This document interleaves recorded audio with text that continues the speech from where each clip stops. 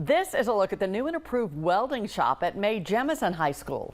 School leaders say they're expanding the welding program there. It will give students at Lee, New Century, and Columbia a chance to learn the trade and earn some credit if they plan to go to college. Huntsville City School Career Tech Director Zach McWhorter says there will be a huge need for welders in the future.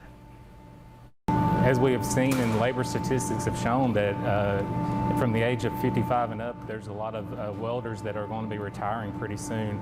And so we know the industry has been asking for more and asking for additional workforce needs in the welding community. So we know that when our students leave here with certifications, that they're able to go out to work, or they can continue their education on at the next level and continue to earn other certifications as well. Pretty cool. The new welding shop cost the school about $500,000 and took about 18 months to complete.